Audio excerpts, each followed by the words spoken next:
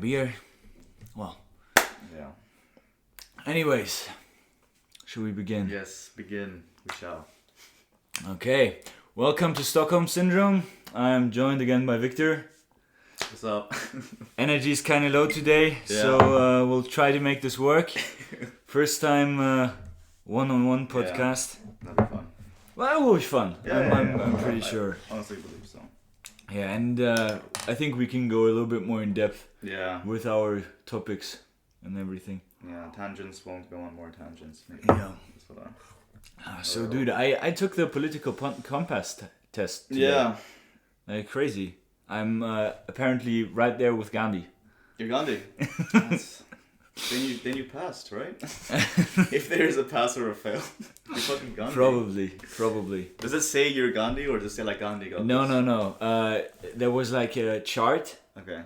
which where's my phone? I can actually show this to the camera.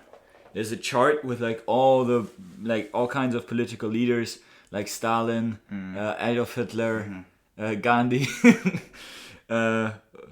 Margaret Thatcher, and I don't think it has like current political leaders on there, but Yeah, that would be a bit spicy.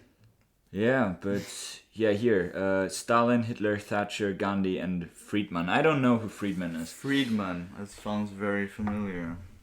I don't know. Maybe you should just put on the camera. Okay. Yeah, I guess I could edit it in. Yeah. That would be too much work though. Yeah. I'm right there with Gandhi. I think I'm a little bit more right leaning than Gandhi, but by like 1% or something. Or I can say here the chart you can see now on your screen. And just Never gonna happen, my dude. Never gonna happen till I get an editor. be serious, man. You gotta know some editing. What do you use to edit right now? What do you use to edit right now? The videos. Oh, what's it called? Da Vinci Resolve. Okay. Yeah. That's a good one, yeah. It's not bad. Like honestly, it used to always crash on me, but that's when my computer was kind of fucked up. Oh yeah.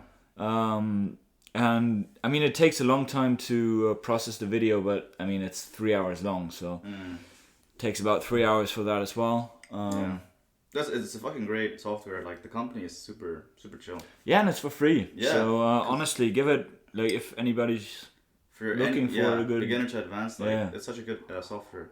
Wasn't it like paid quite a bit like last or 2 years ago, and then they just made it free?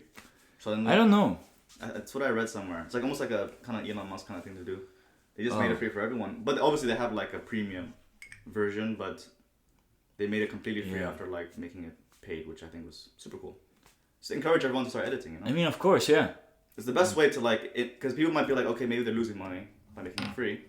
But I think it's like, no, because then you're encouraging people to edit, everyone, and then they will buy your premium product. Probably, yeah.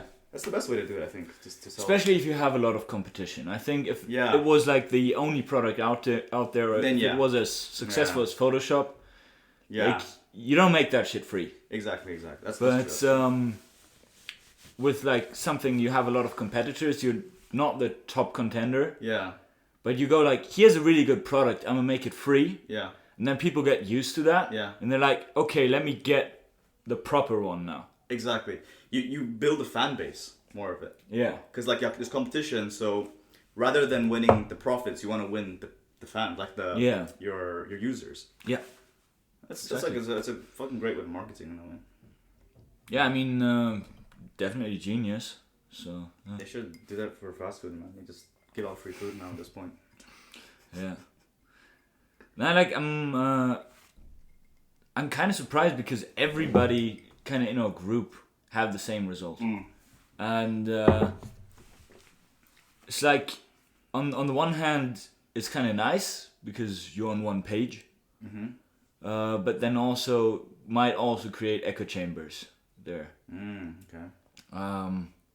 Like I thought, especially like on the libertarian versus authoritarian axis, it would differ a little bit more. So I'm very libertarian leaning, I guess. Yeah. But Axel was as well, and the others as well. So I don't know. I think it's also, this is just ideas. It's not actually how you act. or how Exactly. you would act politically. Like this is if it was a perfect world, and you could just decide. But usually in the real world, there's not easy answers. Yeah. And especially a lot of the very left-leaning answers are very hard to execute, and they have repercussions. So they're not necessarily feasible. So you would say like the general international university student, like within our I age, think would be even more left-leaning. even more left leaning. Yeah, I think because we're European, we're kind of more moderate. I think from what I've heard about Right. Yeah. well, America and stuff, because like I think I answered some questions more left-leaning than I necessarily agree with. So I think I would be But why? more why would towards the center actually. Why did you answer them a bit more left? Because there was basically no I don't care in the middle. There was only agree or disagree. And then there was strongly agree and strongly disagree. But it was like, it's like, Yeah. if I disagree with them, like, because I don't disagree with them, I just don't agree with them necessarily. Yeah. I think it's not a feasible answer. Yeah. But like, the opposite would be worse. I can't think of the specific question right No, now. I know what you mean. It's like like I said, we tend to slightly lean, at least in that case, in the left, Yeah. moderately. Like I think I'm a very moderate left-leaning person, but I also have that, and I think that's actually represented very well. I tend to be very libertarian, anti-authoritarian. Yeah. So I think that got that right. But honestly, also it really pisses me off how people are just sorted in those categories, because I think that's just not how it should be. Okay. Like everybody is kind of their individual, and if you sort people into camps, I don't know if that's necessarily so good. Because you're encouraging like polarization. Yeah, exactly. Yeah. Because like you might be on the one side on this issue and on the other side on that issue. Yeah. No, but I think you said it correctly. Like, just these are, not actions we do. They're just our like kind of innate opinions, but they don't define who we are, where we lie on the spectrum. And the thing is, some people take that too seriously, too far. Some people, just know it's like that. It's like opinions. So Yeah. it's just a matter of being able to draw the line. Because then you create problems if you cross it and shit. Yeah, I think the problem really arises when people refuse to listen to one another. Yeah, and take it personally. Like it shouldn't be personal. Unless, it's... Yeah. Yeah. I think everybody just agrees that they want to have a good life. Yeah. They want to be secure. They don't want to get robbed. They don't want to get shot. They want to kind of get something for their work. They want to be free. Yeah. They just want everybody else to kind of do their thing as well. I guess. I mean, not everyone. I'm just generalizing here. I think everybody kind of wants the same, and then just those polarizing opinions kind of divide everybody and make it seem like everybody wants completely different things. But in the end, everybody just wants what's good for them and their family. Yeah, for sure. Yeah, we live in a society, man. We live in a society. Oh shit! You see the trailer for Zack Snyder's? Yeah, for the Snyder Cut. And then the last, literally the last. What do you say? He's like, Batman. We live in a society. Oh, dude, that hit right on my. Yo, I never I read something about it, like the reason, because I was like, why are they making another movie? But I read like this is actually the original Zack Snyder cut. Oh yeah. I read a whole article. I don't think it's the original one. But it's the one that was because not, it never got executed. Yeah, that's what I mean. I think it's his vision that he had. Yeah. Before it was taken over by the other dude.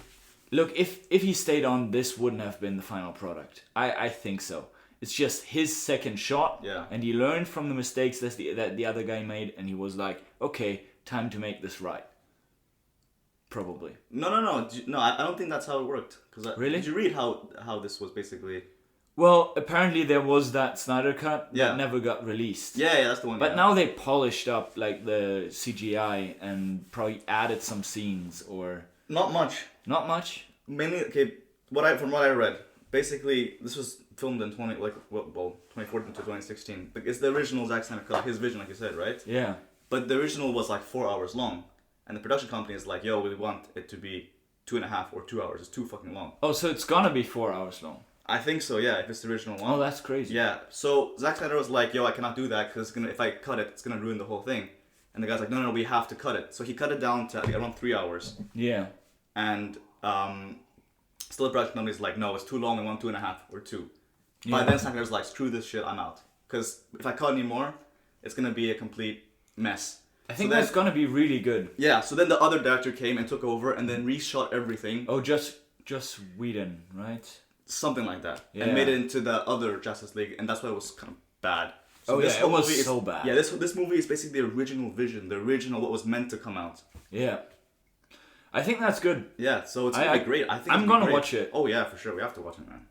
Because, like, honestly, I grew up on Marvel. I just gotta say it right here. I never read comic books, really.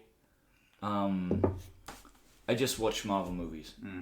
I got sucked into it by watching Iron Man and thought he was cool. Oh yeah, what year was that? First Iron Man. That was the first good Marvel movie, right? Yeah, I think 2008. Yeah. But I watched it in when I was 12, so 2012. Yeah. So yeah, it's a long time ago. Yeah, man, Marvel's been around. But it's honestly one of my favorite movies. There, it just it seemed like a plausible thing. I think that's what made it so cool. Yeah. It was very grounded in reality. Yeah. And I think that's what Marvel did really well. Yeah. They just grounded their universe in reality and kind of gave an explanation for everything at least. So I think I heard that quote once. I watched a YouTube video on Stan Lee, and he was like, "Okay, give an explanation for everything. Our characters, you can see why they do things. Thor doesn't fly because he can fly. He swings his hammer around and folds it instead of Superman just levitating. Right. And them making their characters more relatable. Spider-Man being the teenager, whatever. I only watched a little bit of videos about this, and honestly, I'm not an expert at all on anything comics Marvel. I just used to be a diehard MCU fan, and I still enjoy watching it, but I think I've kind of gotten away from it a little bit. Yeah. Nah, for sure. I think what you said was really true. It's very, very make the characters very human in a way. There's these small scenes where for example, I remember that scene where they're trying to lift up Thor's hammer. Yeah. That kind of stuff, or when they're getting kebab together or something like that. You relate to them more. You realize they're not some fantasy superheroes. They're just normal guys like us, with abilities, of course, right? And I think that makes it so much more relatable and easier to watch, and likable for the characters. So that's what I think Marvel does really, really well. And I think they put it really well into the context of the real world. Yeah. So Iron Man being an arms dealer before getting into the superhero business, and the real world conflict side of things. And I feel like they kind of lost that now. So with the newer movies. Yeah. But I mean, of course, because they develop their own universe, and the more cogs there are to that universe, it's not gonna look like ours anymore. Yeah, of course. So at some point it just wouldn't make sense anymore. I just like those early stages of it. They've just created a new child. I don't know if it's gonna take off that much anymore after this phase with the new movies coming out. I don't think so, especially after that devastating end to that to the phase. I don't think it will get the same I think it's gonna have this phase now. People are gonna watch it, and then it's gonna disappear for a couple of years, and then reboots will happen, and that's when it's back. I feel like right now people are watching it because they're used to it. Yeah. But it might not attract new viewers anymore. So you might see a slow decline in it. Damn, yeah. Except if you have really good movies that are coming out. I don't know though. This is just how I'm feeling. Mm-hmm. I agree. And maybe I just grown out of it. Yeah. You know? It's like a new iPhone basically. People just getting it for it's an iPhone. Maybe, yeah. Could be, yeah. But maybe it's just I'm getting old and I'm not watching comic book movies anymore. Nah, I don't think so, same, man. I genuinely think the movies have different quality. Yeah. And also there's just so much, there are so many better movies out there, I think. That's what I've seen as well. Yeah. I think that's also part of it. I don't think they've necessarily gotten worse. Yeah. It's just I've recognized and started to appreciate good cinematography. Right, yeah. Way more. Like more artistic kind of movies and stuff, like abstract. Like honestly, if I just had the choice, I'd rather watch Tarantino movies than Marvel movies right now. Dude, speaking of Tarantino, I think it was Tarantino who said that Marvel movies are basically theme parks. So it's fun to watch, but you don't always go to a theme park. Yeah. It's just like a some. I mean, it's fun. Action. You can always do that. Yeah. And I think some of them have really good visuals, really good themes. Yeah. And are of course milestones in cinema as well. Mm-hmm. But in the end, they are theme parks, and they're carefully constructed attractions that are supposed to bring in loads of money. So that's just what they are. Yeah. So I guess some of the art just gets lost. Yeah. Oof. What do you think is the best superhero movie you've seen in your life? The best. The best. I don't want to be picky, but there has to be this one. There's one answer I'm looking for, but maybe you got a different opinion. Okay, wait. Maybe I haven't seen it though yet. I don't know. I think I've watched most of them. Okay, you definitely know what I'm thinking about. I don't know. Is it an older one? It's around that time. Yeah. 2000, late 2000s. Yeah, as in. You talking about Watchmen? No, but that is a really good answer, and I fucking love Watchmen. I don't know if that would be my favorite. I think it's a really good story. Oh yeah. And it's a really good spin on the superhero franchise. Yes. And I really like it. Yeah. I think it could have been I think the CGI is really outdated by now. But it's got some really memorable scenes. And yeah. I just remember being so dark, and I just loved it. Yeah. Dude, that scene where I think the Rorschach guy, like the ginger dude, with the mask that always changes shapes. Rorschach, yeah. He gets locked in prison, right? And there's those people in there that don't like him because he kills criminals. So they're in the Mensa or something, and that one dude starts messing with him, and he dunks this guy's head into like the fryer, and goes like, "I'm not locked in here with you. You're locked in here with me." Yeah. That one line gave me chills, man. Yeah, like that's just crazy. That one scene probably beat half the DC movies I've seen. Yeah, like honestly yeah. I gotta admit I haven't seen the Wonder Woman movies. Keep it that way. I've seen parts of the first one. They're all right. I thought that one was alright, but it wasn't standing out or anything. Dude, I didn't really care about the characters too much, so I'm gonna say a big statement right now, but I honestly think Gal Gadot, the woman, she can't act for shit. I honestly think she can't act. Like, I don't know, maybe it's just me, but I feel like she's pretty. That's what I mean. I think they put her on because she's pretty and she has that kind of like that background. Yeah, and she's got charisma. Yeah, as well. but I don't like. I don't know. Maybe it's just me. I don't think she can act. Maybe, yeah. I would have to watch it again. It's my opinion. Like I just think, in general, it's unimpressive movies. I've not watched Man of Steel as well. Oh. So I I'm really bad on the DC movie front. Well, the answer that I had for the best superhero movie was a DC film. It was like The Dark Knight, Nolan's. Oh, right. I didn't even think of those. Really? Wow. No, I mean, they just didn't come to mind as like superhero movies. That's how like superior they are, right? Because they're just they're their own thing. Yeah, for sure. Like way out of the other leagues. Like I wouldn't say they're DC movies. They're just Batman and Christopher Nolan movies. Man, yeah. They were, man. By far, nothing can beat Nolan's Dark Knight. Okay. It's it's just a really good movie. Yeah. And I think it's one example of when you just let a director kind of do its thing, his thing, not its thing.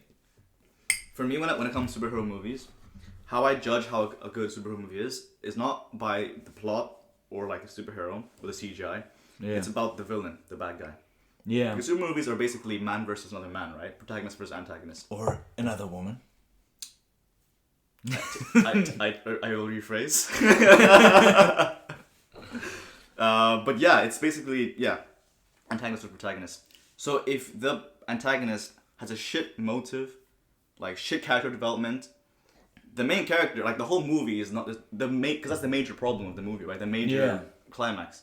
It's pointless then, and that's the problem with most DC movies. Like Man of Steel, you got that giant fucking monster that's like, why is he even there? Don't you have General Zod? Yeah, and then the other one, like another monster comes in the last like 20 minutes of the movies, who's even apparently worse than General Zod.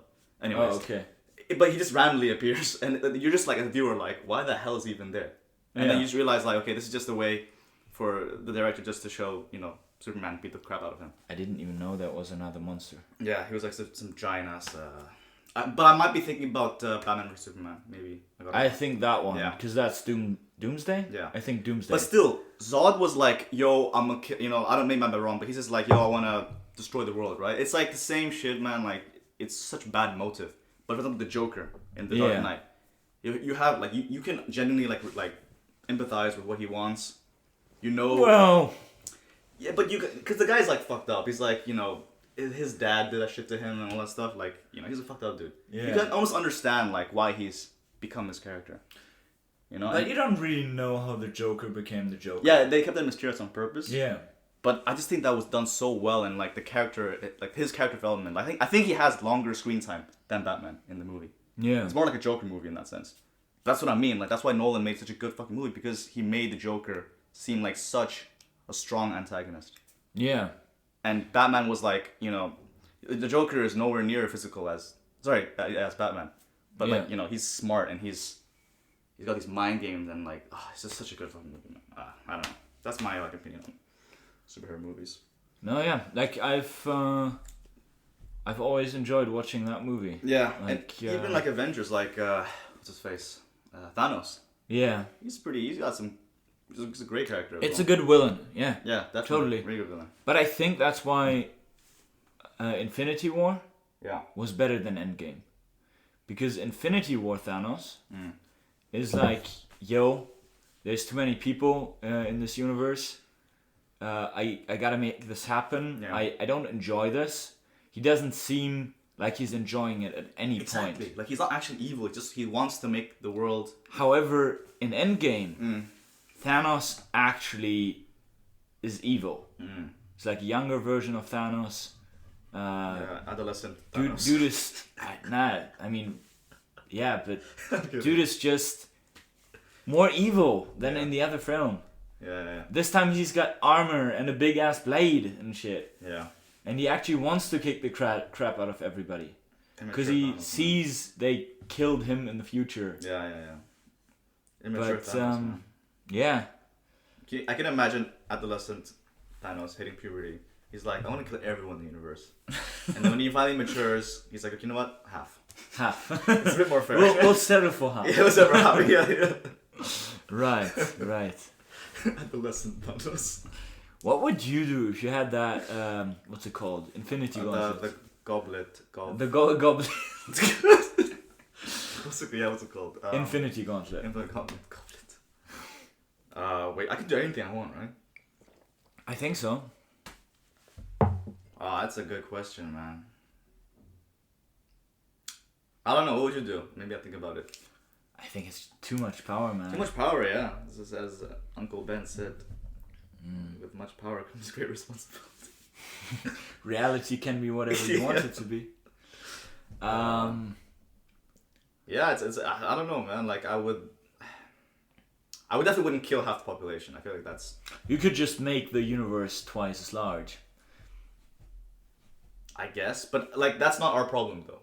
That was Thanos' problem. He that was his worry. Like for us. Yeah, first of all that, but also I think that thinking is so flawed, because it's just like the grass in your backyard. You know, you cut it, but it grows back up. Like that population would just like give it 100 years, everything's back to the way it was. Right. So you need to snap every 100 years. Right. Or something. Like a reset. Nah, but I'm saying like we wouldn't do that though, right? No, I don't think so. Like I'm not really worried about population control right now. No. That's the least of my problems. Like if I had the gauntlet, maybe when I snap, I'll just want like all atomic, all nukes gone. All nukes gone. You think that's a good thing or? Because do you think wars would erupt because everybody would be like, okay, we can't get nuked now, so let's just start kicking the crap out of each other. No, man. Everyone they've learned that war is. You think so? Yeah, I think honestly, the nuclear weapons now are just to toy with each other. Yeah. Like, I have 50. No, I have 60. I have 17 years. Like Russia's like, yo, I've got 200, man. Shut the hell up. I think they got like a crazy number. Yeah. I think they got multiple thousand. Yeah. But I think it's just a way of intimidating each other. But I don't think it's like it's a nuclear dick measuring contest. Yeah. I got the biggest rockets. Exactly. That's how like the big guys. That's how they flex each other. Just talk about the length of their fucking rockets. Talk about Kim Jong Un. Nah, man, he's got the biggest one. Just go. Oh, do you know that scene from The Dictator? You gotta remind me because it's been a long time since I watched it. He goes like, "Yo, you gotta make my atomic missile. You gotta make it pointy." Yeah. It looks like a giant ass dildo. You can't. It needs to be pointy. It needs to be scary. Isn't this Dictator? Huh? Isn't this Dictator or Yeah? not? The interview or the Dictator? Oh no, it's The Dictator. Not Kim Jong Un. No. It's the Dictator, right? It's The Dictator. Yeah. And then he executes the guy. And he executes that's the one. his missile scientist because he doesn't want to make it pointy. Yeah. Oh man, remember that scene where like he walks in the bar. Yeah. The names and he just sees all the people he's executed. Yeah. So for those who don't know, basically it's about that. It's a comedy film with Sacha Baron Cohen, the guy who played Borat, and he just plays the last big dictator from the Middle East somewhere. I think nation is called the Wadiya. That's the one. Wadiya. And he's going to America and to sign like a big declaration or whatever. He gets kidnapped. Where were we? With which scene? When he gets into the bar. But this was when he was like, his clone. He's undercover. Like there's a doppelganger of him that they use for financial gain. Yeah, for the press and all that stuff. Yeah. And then he's just And he gets his beard cut off. He's got like a trademark beard. Yeah. He was set up, right? Or yeah, I think something like that. Really good movie. Go watch it. It's fun. Oh, yeah. It's a really good movie. Well, he gets his beard cut off and where were we again? At the bar. Yeah, at the bar. Yeah, so he executed. I don't know why I forgot that. Well, anyways, he's at that bar and there are all the people there that he seemingly executed. And those people that get executed just got shipped to the US. Because I don't know, they had a traitor in the execution service, I guess. Yeah. And then he just see the flashbacks of how they're executed. Yeah. And it's absolutely they didn't want to give him the toy from the cornflakes package and then he sees the steak and he remembers that cow. The cow, yeah. He had like a cow executed. Man. Do you think like actual leaders would do that in the past? Execute the cow? No, like execute like just from that, like a small thing. I think so. Yeah. Like ancient Roman emperors probably like. I don't to show power or something like that. I think ancient Roman emperors were pretty diverse. Like I've watched a lot of videos about Roman history as well. I don't know. Just get bored sometimes and you go on tangents. Oh on yeah, YouTube. the down rabbit hole, man. 100%. Yeah. So like some of them were freaking crazy. There was that one dude that gave dudes positions in government according to their dick size. No, what? Yes. He was also gay and liked to be fucked in the ass and whatever. So maybe that had something to do with it. So what the fuck? And he created like Jupiter, Sol, Invictus, like a new deity out of all the other deities. Yeah. Crazy like there was like dudes that were clearly out there and very fucking crazy. Jesus Christ. And they would probably execute guys on the fly. Yeah. Fuck. Maybe not him, maybe some other dude. Yeah. But I'm thinking about like absolute rulers in Europe, like 15th century, something like that. And I think that was later, like the really chosen by God monarchs. Okay. Like I guess 17th century, something like that. I don't know. Anyways, they said we're chosen by God, and anybody who disrespects them probably gets just disrespects God. You get fucking killed. I don't know. Damn. But Kim Jong-un as well. Dude, he like people who speak out against. Yeah, apparently. There was that general that he executed with a anti-aircraft gun. Like, dude, just shitty way to go. Talk about a shitty way to go. We had a combo on this before, remember? And I genuinely thought it was a good way to go. I think it's fast. It's fast. It's fast. Like, honestly, it's better than getting thrown in the arena in ancient Rome. Yeah. Like, dude, ancient Rome, they were fucking brutal. They were so brutal. They had like those. I'm sorry, but I was still laughing about that. I just imagine like the last moments of your life, you just see a giant fucking missile. I don't think you even see it. I think it just goes so fast. Jesus Christ. Wow, that's fucked. Yeah, it's like a cartoon, just exactly. Strap him to a missile. It's like when you watch Tom and Jerry. Like it's like that shit. Like Kim Jong Un probably watched Tom and Jerry that morning. He's like, that's a great way to execute someone. Let's try it on my general. Let's fucking go. That's how he gets inspiration for his executions. He watched Tom and Jerry and cartoons. But yeah, you're talking about next time he takes like a giant hammer. yeah. Just fucking bash the head. Oh my god. And he's like, why is he not flat like a pancake? And that's why he always looks so lost in the pictures. He's like, it's not the way it's going. Like why is there no bird circling above their head when I hit them on the head? Yeah. That's why he's always so confused. That's why. Oh man. Wait, what are you saying about the ancient Romans? Oh, ancient Romans and their execution methods. Yeah. That's brutal. Yeah. Like they played out their myths. Yeah. Like mythology, all those stories. Yeah. Often end tragically, right? Mm-hmm.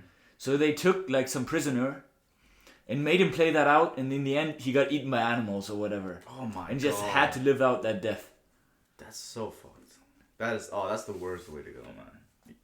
Jesus Christ. And way worse things, like they had. Have you heard the bronze bull? Something like that.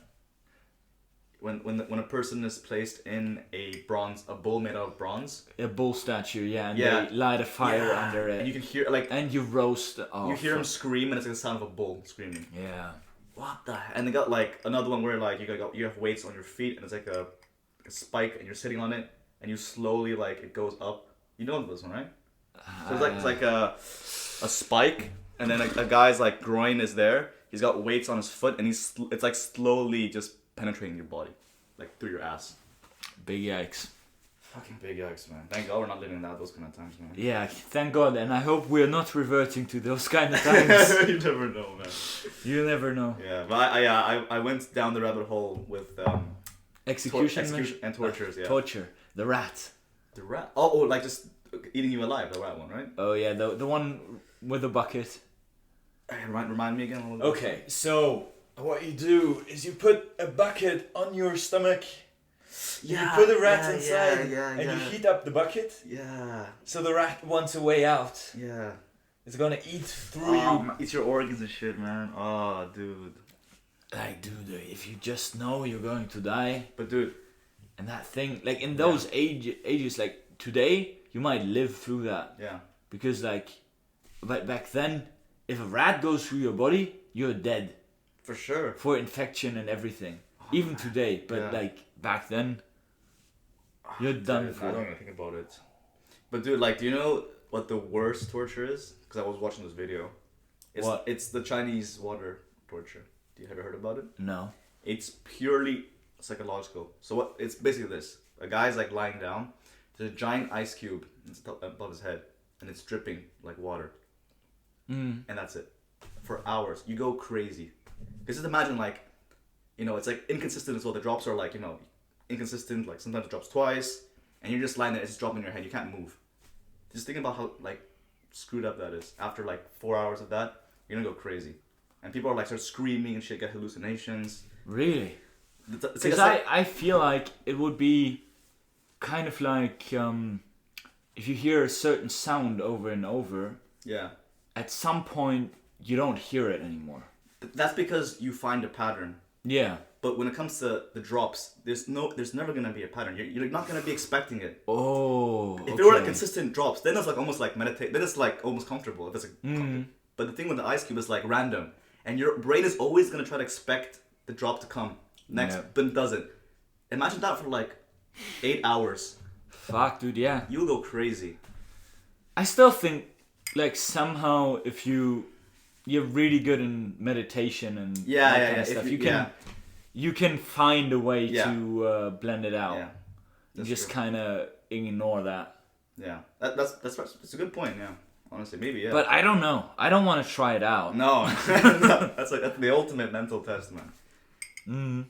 But yeah, with the sound as well. Like I think U.S. torture technique they still use now is they put their captives in a box, and they play baby crying, like really loud, and that because that's innate. That's an innate sound that makes you anxious, and that makes them that makes the person confess really easily. Yeah. So psychological torture is, I think, way more, you could say, painful than. Yeah, I think there's also like now they'll probably have, well, medications, not a truth serum, but something. Basically, they give you something that just puts you in excruciating pain, and they have the antidote. And they just go like, "Here's the antidote.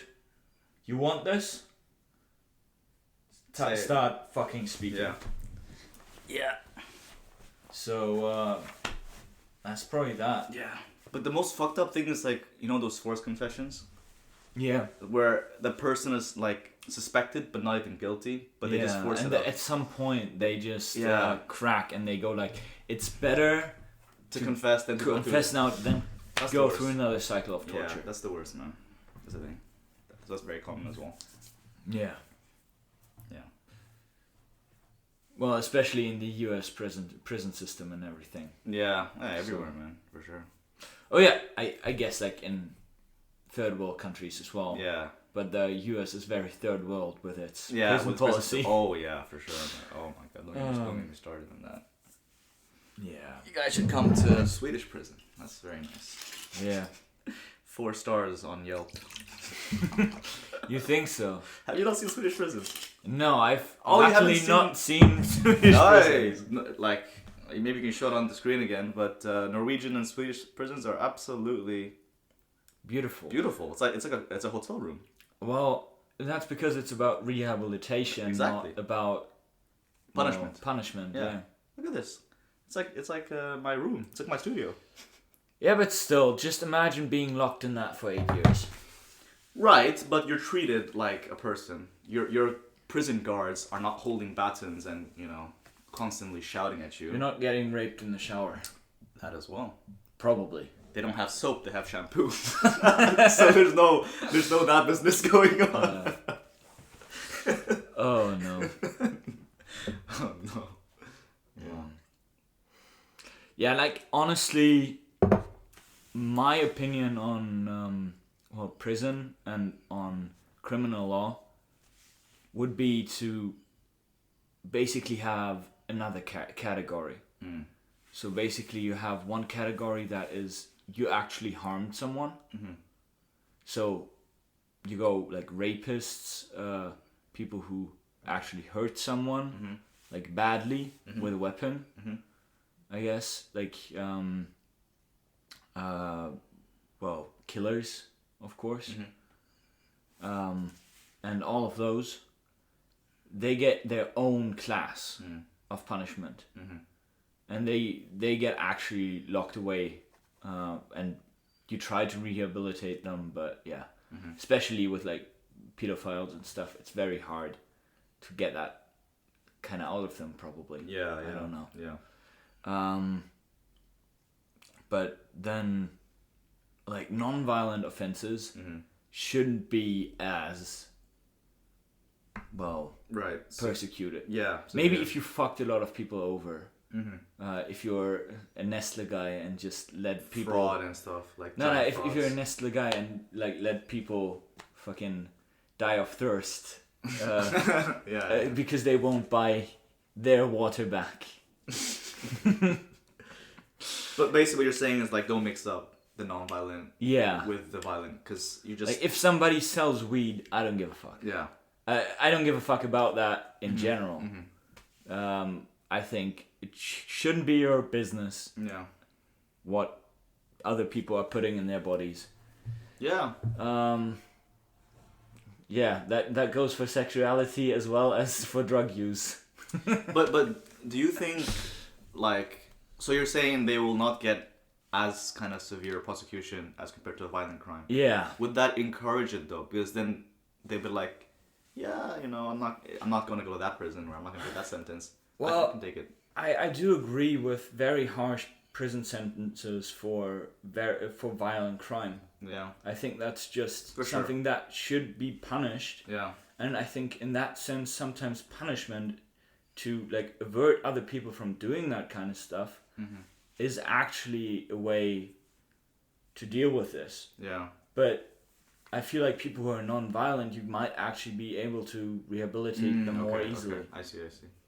And I think the worst thing is not like the worst thing is killers and rapists. And honestly, anything that's pedophilia is just so disgusting to me. Yeah. Like, honestly, I think, pedophiles should be dealt with really harshly. And I don't know, like, they can't really do that much about it either. They had a fucked up childhood, but you can't leave these people in society. Yeah. Once they've done something. Maybe psychedelics could be the answer to this. Maybe. For therapy. If you actually manage to treat them, this might be another story. But don't, like, if they've done something, they might do it again. Yeah. And yeah. I'd rather not risk it for the children. Yeah. For society and shit. Yeah. Yeah, definitely. And pedophiles, they deserve their own fucking their own prison, man. Jesus. Yeah, I don't care if you fucking animal or whatever. just don't go for kids. Yeah, man. don't freak your kids, man. Like, do whatever you like, Yeah. as long as you don't harm me and you don't harm a kid, and you don't rape anybody else, because that's fucking atrocious as well. Like, that's probably the worst thing you can do to another human being. Oh yeah. Except for killing them. I would say worse is the sexually harass a child. Would you rather be dead or raped? I would rather be raped. See? But that's because I'm, like, almost 21. I'm an adult, basically. If I were a kid, that's gonna traumatize my whole life, man. Yeah. Might be a different answer. But would you rather have been killed than... I don't know. I think I can't relate. Yeah. So I can't say anything to this, but I think murder is still really bad, but you can sometimes see and like empathize with the person who did the killing if they've been in a fit of rage. Okay. If like they caught their marriage partner their spouse in a bed with another person. But is that enough to kill No, someone? no. But I can see how they got that idea. Okay. What I can't empathize with is people raping other people. But you could say the same with like a childhood trauma, maybe them sexually harassed, which leads to... Yeah, that's just because I can't relate. I go like, if I was really, really mad, I don't see myself killing anybody. I know what you mean. But I see how it could get close to considering that option. Because the psychology of someone who's been sexually harassed as a child, which leads them to be a pedophile, it's impossible to kind of relate to that. I think there's just another mindset for sexual predators that most people can't relate to. No. Which seems completely justifiable to them, though. Maybe. I think they might just be really fucked up and really desperate, maybe. Yeah. Desperate or very hateful towards everyone. And I've just probably been brought up good. And that's why I don't have these tendencies and I can't relate. Yeah. But that doesn't mean that this is justifiable or that you should leave those people in society because, well, they're going to harm society. Especially if you leave these people in society, they induce trauma in other people and kind of create the same. Yeah. It's kind of in a way like vampires. Ooh. So pedophiles only roam in the night. Oh no! I'm saying vampires as in, well, basically they induce trauma. Yeah. And those traumatized people may then also turn to that later in life. Works? Vampires. Yeah, I think. Well, vampires is. I think they suck blood, and their victims also get vampires. They get to be vampires. Yeah, like they get turned. Yeah. It's kind of like zombies and werewolves. It's all the same concept. Yeah. So yeah, I think that they're in a way emotional vampires, I guess. What do you mean? They induce trauma. Ah, right. Because I think victims of abuse are more likely to commit that same abuse later. Yeah. I got trauma from Twilight. Those vampires gave me trauma. I never watched Twilight. Yeah, good. Never. I don't know why I watched it. I think I was just trying to hop on the bandwagon and check it out. Really? Yeah, it's... There's a lot of these kind of movies that I never watched. Sounds like you haven't watched the ones that you shouldn't watch, so it's good, man. I feel like you're on the right path. You haven't watched DC films, you haven't watched Wonder Woman, Twilight. Oh no, I've watched Justice League and I regret that. And I've watched Batman vs Superman. Oh, okay. I also kind of regret that. Yeah, so exactly. It wasn't as bad. You see a pattern, yeah. So you tend to avoid the lower quality ones, so that's good, man. You have a. I've watched all of the Transformer movies. Yeah, but I don't blame you, man. Transformers is awesome. It's honestly, it's good cinematography still. Yeah, it's fun. Great special effects. It's fun, yeah. Yeah, man. Just sit there, turn your brain off for 2 hours, and enjoy the show. Exactly. That's most of these movies. You turn off your brain. Honestly, Optimus Prime is one of the most awesome characters ever. I swear, man. I just saw a video on the guy who did the voice. Oh, the guy with the goatee and shit. Yeah. Yeah. That was so cool. I was so happy it was that kind of guy. I was hoping not to expect some young guy, because his face fits the voice. Yeah. That dude, it was like some hardcore dude, like some fucking cowboy guy, and I was like, yeah, it's Optimus Prime. That's how I imagined him as a person. My name is Optimus Prime. He had that fullness to his voice. Yeah. Wait, my name is Optimus Prime. Dude, imagine he was your dad and he spoke to you like that for your whole life. I'd be like, yo, yes sir. I'll get the trash out. I'll do the chores. Moritz, you gotta take the trash out. I'm like, yes sir. Please. I'll be yeah, man. That's some crazy. Little Victor, you will become a doctor when you grow old. Maybe not. No? Maybe not, Dad. Don't tell me what to do. Don't tell me what to do. No. How do you think people get into voice acting? It's very interesting to me, because you don't go to university for that. You just how do you think people get into voice acting? I don't know. They know that because everyone can do voices, right? Oh shit! I think it turned off again, and a long time ago. Oh no! What time is it?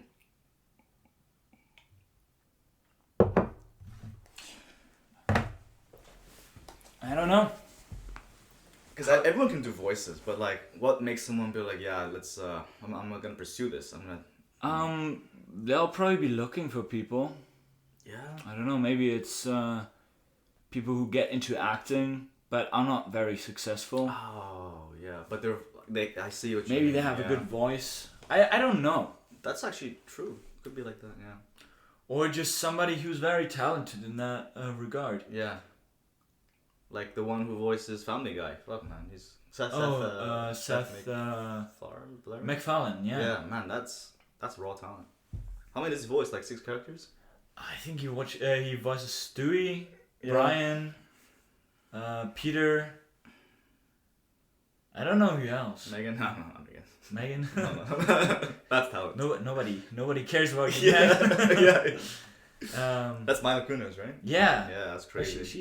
She's hot. Yeah, and I never fucking would imagine her voice. No, not as Meg. Yeah. Come on, Meg. Yeah, but that's cool though. Like, yeah, I don't know that. But yeah, Seth MacFarlane is super talented, and he produces it and directs it, right? Writes it as well. Yeah. Like those shows are actually really good. Yeah. I gotta say they have a lot of fart humor in them as well, but they have a lot of just really good societal commentary as well. Exactly. I mean, the king of that is South Park, in my opinion. I've never seen South Park, man. You should see South Park. Should I, man? Yeah. We're gonna watch some South Park. Yeah. Is it like something you have to watch from episode 1 and on, or you can just watch? You can just watch any episode. That's cool. There's that one character, Kenny. Mm-hmm. With the hoodie. Yeah, you know the. Oh my God! They killed Kenny. I think I've seen that clip when I was younger. Because he dies in just about every episode. What? So there's no continuity to it, right? So he dies in every episode. He dies in let's say every second episode. And then he comes back. He comes back, yes. Just like out of the blue, or out of the blue. Next episode he's back. I fucking love that. There's so many ways he dies. I don't know. Some ways like one time they go like, oh my God, Kenny hasn't died. And then just like some, I think, dinosaur or giant monster bursts through the ceiling of the school and just rips apart Kenny at the end of the episode, and then it's over. Oh my God. How do you think they were like, oh shit, we forgot to kill Kenny this episode. I feel like, how do you think they write this kind of stuff, you know? Like they're in the board meeting, they're like, oh shit, we haven't killed Kenny, let's just kill him with a dinosaur. They're writing this down. And I think it was like a giant bird. Oh, yeah, whatever. I think, I don't know. But South Park honestly got so many good episodes. But a lot of shit ones as well, and it's very dark sometimes. Yeah? Yeah. And then there's Eric Cartman. What's that? It's like that fat kid that South Park is known for. Oh, he's like really racist. Okay. I think his big idol is Adolf Hitler. Yeah, that makes connections. Basically just a fat bully. Okay. Character. Yeah. But he's fun to laugh about, and he's got that really annoying voice. Oh no, I hate that. That's the worst, man. If you got an annoying voice, then just don't talk. I don't know. Sometimes there are those people that you just can't stand the voice of. When it's like really high pitched. Yeah, I think kind of screechy. A certain frequency, yeah, and also uptalk. You know what uptalk is, right? Oh yeah, uptalk. Yeah. That's the worst. Yeah. I mean, clearly, but everybody hates that. Yeah. But like when you have to listen to it every day, it gets on your nerves, man. In high school, I had a few classmates who had uptalk. It's like a condition. They had uptalk. Oh man, like it's just God, cannot stand it. But with the voice thing, yeah, sometimes there are like when it's pretty high pitched, yeah. But I feel kind of bad for them. They can't do anything about it, though. Yeah. Not really. You think they know that people find their voice annoying? probably. I don't know. Yeah. I just know you can really change your voice as well. You can or you can't? You can. You can. You can. You can change your accent. Here's a prime example. It really just depends on the show I'm watching right now, or the YouTuber I'm watching right now, or what I create for myself. Just what I think sounds cool, and my accent constantly changes. So now it's like a bit French, I would say. Right now? No. Not right now. Not right now. In recent days. But in recent days. Yeah. Especially if I get very drunk. So see, like, right now, I'm doing that accent. Yeah. So. But I don't know how I got to that accent. Yeah, maybe it's like, a character you watched that you liked. Maybe. I don't think so though. Yeah. I think it's because I was playing badminton, and I started mocking the other players in kind of a French accent, and because I was playing with Maddie's from France. Yeah. She had a French accent, so I just kind of started mocking her in French, and it worked. It worked. It worked for sure. Yeah. Honestly, the power of shit talk. Oh, it's so powerful. That is true. Getting into someone's head. Yeah. And there's so many ways to do it as well. Yeah. Yeah, for sure, man. In all competition. It's a mind game. I think it's putting yourself above the other person. Yeah. Gets you so many points. Yeah, or at least making them think you are above them. Yeah. Like, for example, if you're competing with, let's do badminton, for example. If you're competing with a guy who has been training for 15 years and you train 1 year, but you get in his head, all that training is gone because you've won already. Yeah. Yeah. So I'm not saying shit talk, but like, getting in their head, for sure. Shit talking is just the way of doing it, I think, in a way. Yeah. Yeah. There's also sometimes in sports those things where a person that's beaten you once will tend to beat you again. You tend to just have that respect of them. So do you have an example? Not really, but I would go like I was playing a sport and I was getting better and better, and in the beginning I trained with one dude, but he always beat me, and I then got really good and just started doing tournaments and everything, and I should have just been better than that guy, but I play that guy again because he always beat me. He beats me again, or at least gives me a way harder time than he should, because he just got that. I just got that respect for the guy.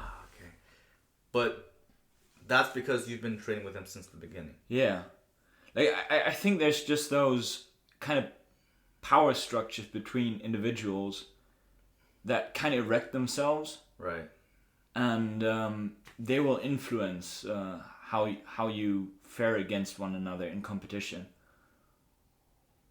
It's very interesting. So it's almost like, would you say that, coming from the same example, like let's do a martial arts, for example, a guy starts off with his sensei and they're continuously training. The day that person beats the sensei is when he really knows he's ready. Maybe. Because like you said, the sensei would always beat him, in training and stuff, because he has that respect that's been grown since the beginning. But then the day he beats the sensei. Yeah, I was more talking about a rival. A rival? It was a little bit better, but okay. I don't know. And I don't know anything about this. It's just like how I feel. Okay. Kind of that stuff might work. Mm-hmm. Who's your rival right now? My rival right now? Yeah, in sports or competition. Do you think it's good to have a rival I think it's really good. I think rivalry and in general having people that are better than you really makes you do your best. Yeah, it makes you improve. But also thinking you're the best with really good competition will pump you up as well. Yeah. I think competition in general is really good. Yeah. Healthy competition, and if you don't compete, you're not basically if two people just do their own thing, they're never gonna get as far individually as if they were competing. But once they're competing, like one might lose, but in retrospect, he still won. Because he accomplished so much more individually than he would have without that competition. Wow. That's a really good point, too. Yeah, that's so true, actually, yeah. Yeah, you could have two individuals who, you know, they don't compete and they just trail off nowhere. Yeah. It's actually a really good point, yeah. Because I see myself, like right now in the badminton, I really improve when I have that competition. Yeah. Because my default, that's always kind of been my problem, my default is to not see competition. I don't like competition somehow. But I do have to realize that it really props me up. Yeah, I mean, no one likes to lose, so. Yeah, I don't like to lose, and it doesn't feel that good for me to win either. I don't know, that might have been the way I've been brought up. I just kind of feel always sorry for the other person, and I don't like to talk shit on them. Okay, that's totally fine. But what I've also noticed, if you talk shit in the game sense, the people that you talk shit on won't hate you for it. Right, because They'll treat you different, yeah, but they won't hate you for it. Yeah. They'll respect you more even. If you talk shit. Yeah. In the game sense. In the game sense. I think that's also for life. If you always kind of get stepped on and don't offer rebuttal.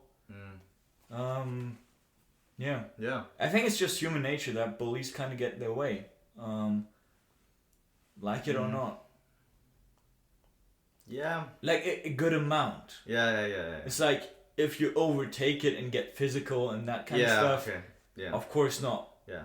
But in a psychological sense, if you're rather the attacker than the attacked, you're better off. And everybody will kind of like you for it. I think it's that's one of our more primal traits. And for sure. Definitely. You gotta kind of always watch out for that. But then again, you kind of rather would want to be the one in power. Yeah. That's like not doing as bad than the one at the mercy of the other people. Yeah. And of course, you gotta take care of your team, your tribe. Yeah. Yeah, it is a very primal aspect of human nature. I think we as humans are just so influenced by our nature and we don't even realize it. Oh yeah, for sure, man. Dude, our monkey brains are just starting to adapt to this industrialization shit. How would they adapt though? Because we're not really selecting for this, right? No, but we're forced to now. Like this is the way our lives are now. It's inevitable to be. Well, but the people, in the end, it's about who has how much offspring, and which genes get passed on. Right, and that's always gonna be influenced by modern day norms and shit. But you right? think that's actually gonna be those people who are best in tech and best in best adapted to the modern world, or is it those people that just have use, I guess, the modern world to their advantage to have as many offspring as they can? Because right now But we're not even promoting that anymore. We're not. Our society does not promote having 8 children, right? Yeah, exactly. But that means the people who do best in our society don't have many children. Yeah. But those who don't do well in our society might have more. Right. So we see fringe communities that don't necessarily fit in with the mainstream have a lot of children. So for example, Christian conservatives. Right. Well, Muslim people. Well, in general, religious people, conservative people. Because in my opinion, Muslim people are just conservative people of another religion. So it's basically the same on the spectrum as very conservative Christian people. Right. So I think they all kind of fit in one pot, and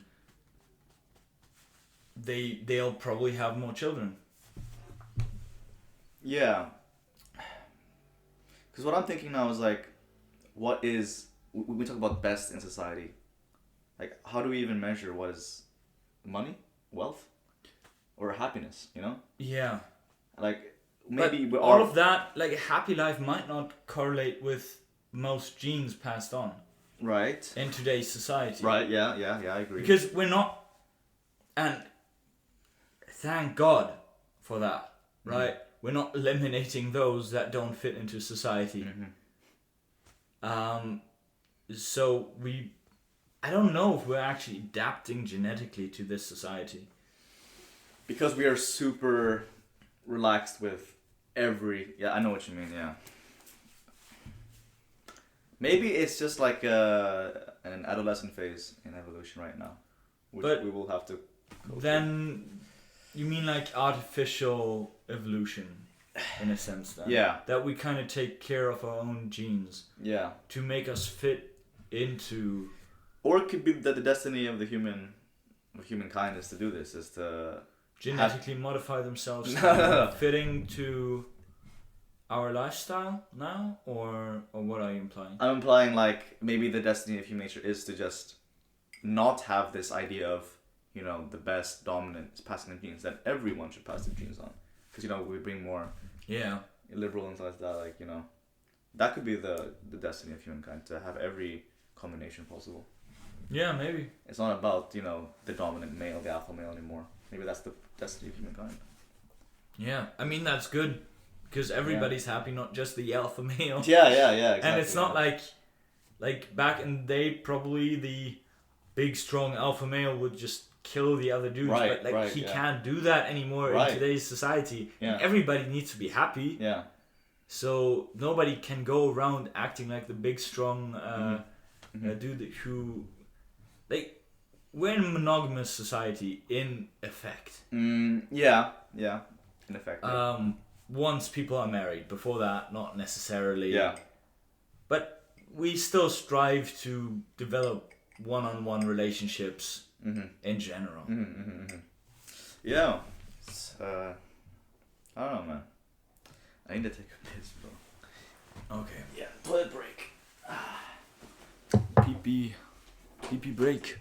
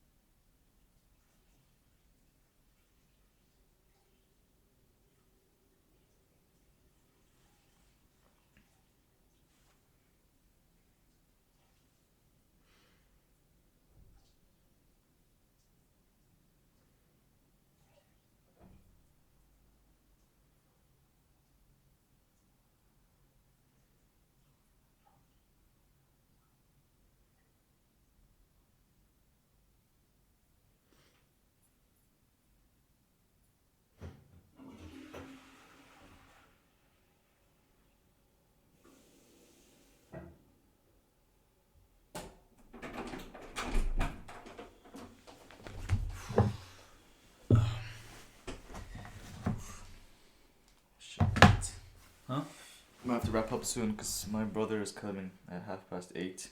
He wants to pick up the pipe from my place.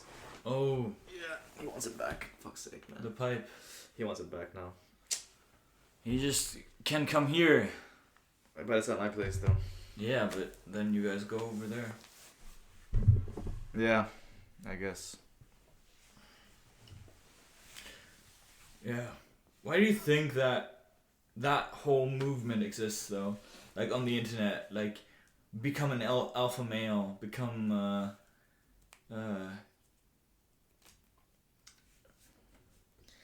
superior to everyone else. Pick up as many chicks as you want to. Yeah, I know what you mean. I don't know. I just think it's like, I definitely don't believe in that. First of all, I think it's really outdated. Obviously. I think it's a model that works in some ways. Yeah. And it will get you some success, but it's not a model that we can allow ourselves in society anymore. Yeah, we cannot, because it's so dumb now, especially to just give one model as to how to live, especially with our age. No, but also the problem with this is very obvious. Not everybody can be an alpha male. Yeah. For there to be an alpha male, there needs to be, well, people who are ranked lower. Right, yeah. So, like, this is not a sustainable model for everyone. Right, exactly. And I think what we should really just be striving towards is for everybody individually to just express themselves, you know? well, express themselves and be the best version of themselves. Right, yeah, exactly, yeah. So because what is your picture of an alpha male? Like like if you were to generalize. alpha male. Yeah, like what is your like how you've been taught what an alpha male is like? What is your No, I know exactly. Like it's such a limited and broad and not necessarily limited and narrow-minded. But yeah, what's your I think there's so many definitions out there. Yeah. That it's honestly everybody's saying something else. Yeah. And I mean, humans are not really structured into like those kind of groups, really. Like we definitely do have a dominance hierarchy. You see that in every group. Yeah. Like just take the school class. Okay. You see that very clearly there, but that's because people can't leave from that. And they can't do their own thing. So you get like one or two alpha dudes who control everything. But they're the jerks that bully the others. Or like mostly, I guess, their goons do the bullying. Yeah. They don't give a shit about the lower people, and like the goons kind of go around. That's like most of the class, and then there's like maybe a third of the boys. They're the outcasts, and they're the ones getting picked on. Maybe 2 or 3 that are like not really getting picked on, but they're kind of the outcasts, and then there's the kid that's getting bullied. I mean, you'll probably see that same behavior in chimp groups or something. Yeah. I think that's just very how our nature is organized. If you just had a tribe of that many people, I think that's what we would kind of default to. Yeah. Like one leader, 1 or 2 leaders. Then like all the goons that follow, and then the outcasts.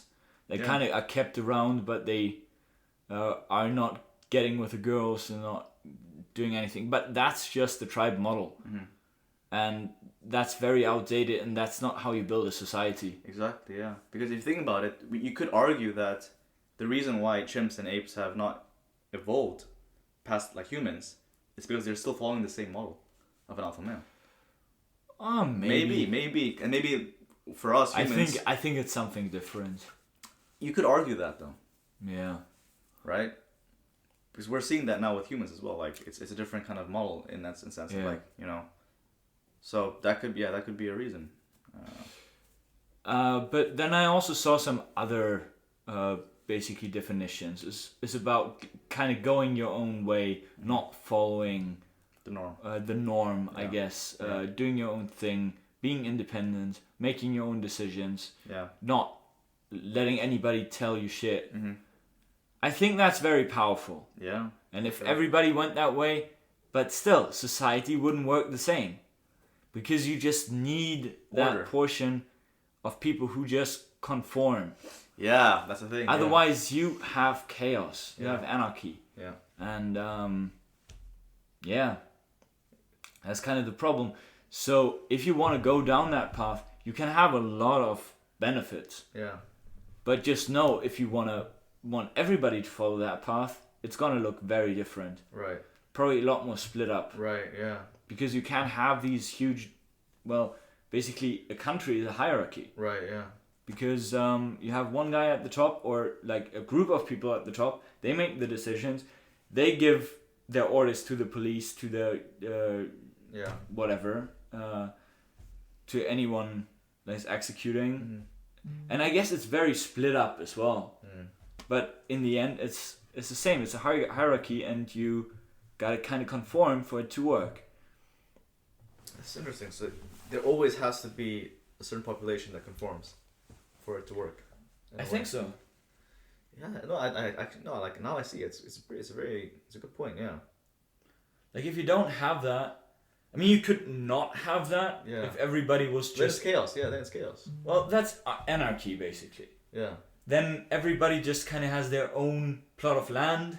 Right. And you have some trade going on maybe, but not too much. If everybody goes their own way, that's kind of what happens. Right. Yeah. So yeah. Yeah.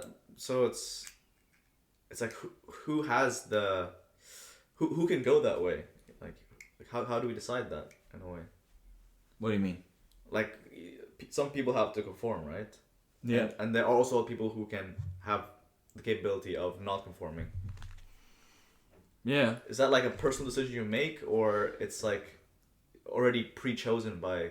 Maybe we just have people who are naturally more conforming. Yeah. And some people who are naturally more independent. More independently minded, who want to kind of lead.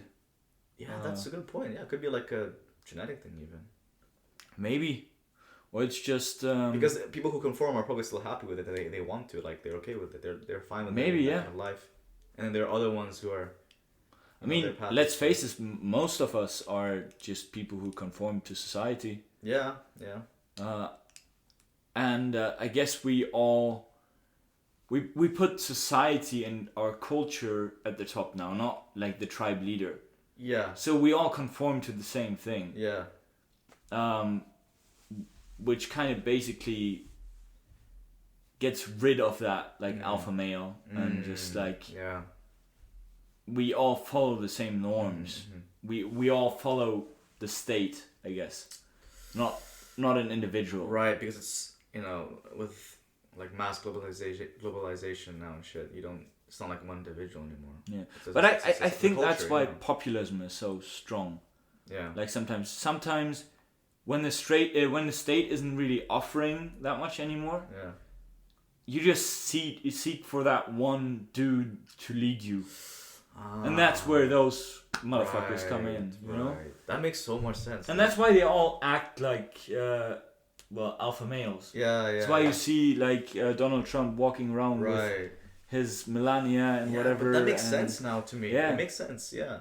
If I were like, because I've never seen it in that perspective. Now that I see it, like it actually makes quite a lot of sense. We're just looking for a tribe leader. Yeah. To conform to. That's populism, probably. Damn, that's so interesting.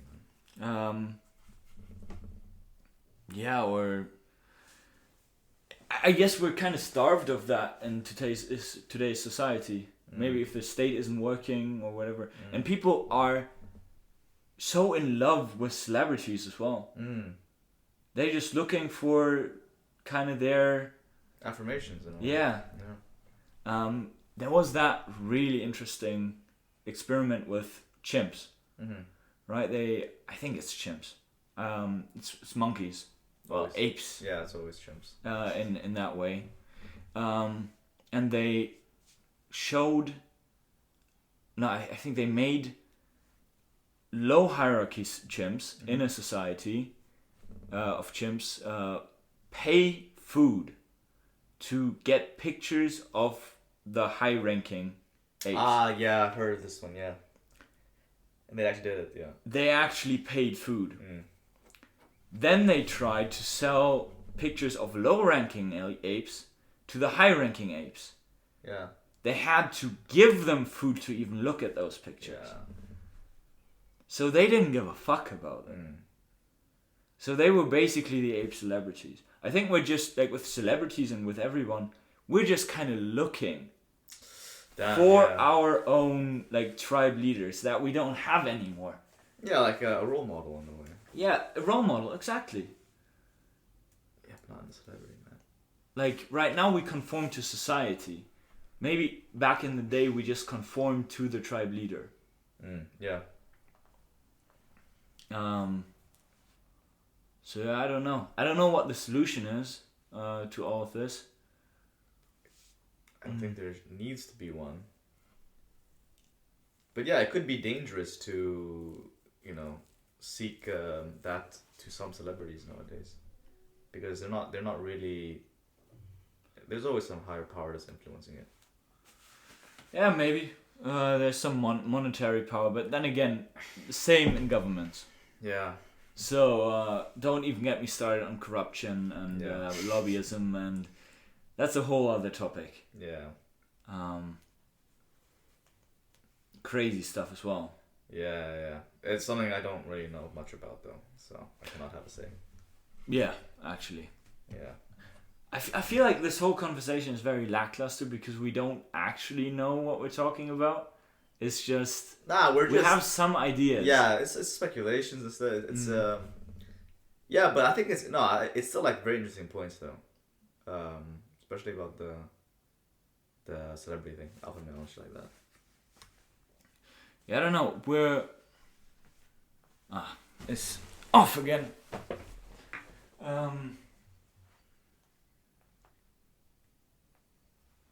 Yeah, I think we're just always kind of looking for role models for our leaders, for people to tell us what the way is. I think the answer is just to kind of find that out for yourself. Yeah.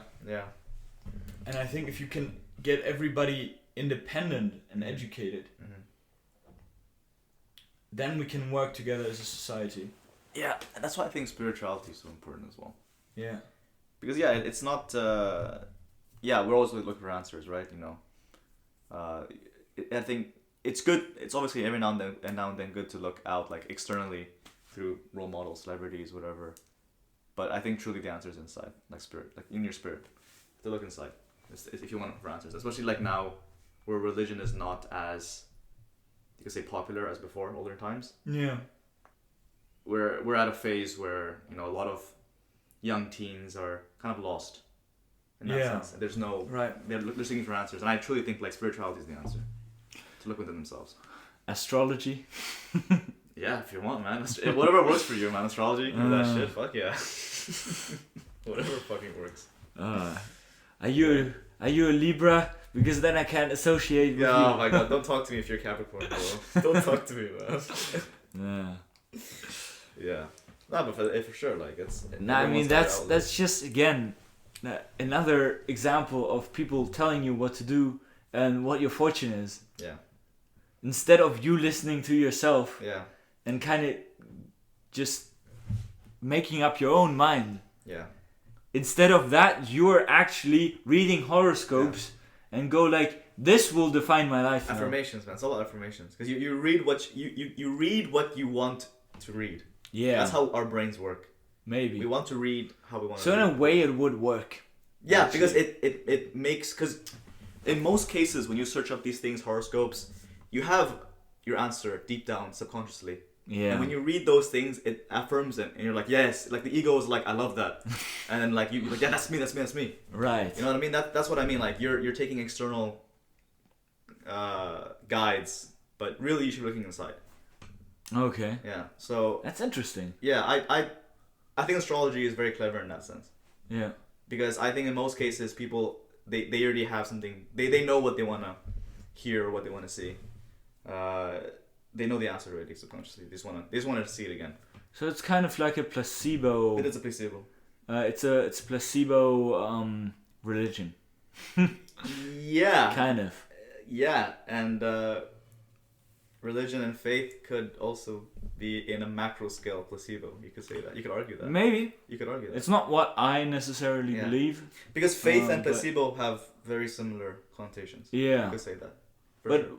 It could also be that faith kind of is that effect. That's exactly what I'm saying. Yeah, exactly. It's like our kind of superpower. Yes, dude. 100% placebo is our fucking superpower. Yeah. It's something we need to tap into. I think our minds are just so strong. Yes, man. Yeah. It's our superpower. Dude, and for sure. we just don't realize that. Yeah. And placebo is just a way to activate that. Yes. Yeah. To activate our superpower, to make us believe we have that superpower. Because the funny thing about that superpower is only if we believe we have that superpower, we actually have it. Only if we trust in it. Yeah. It's like the Force, man. For real. Yeah, actually. Honestly, yeah, it could be like the Force. But I mean, you have those like fucking monks who can, withstand crazy amounts of pain. You saw the videos, right?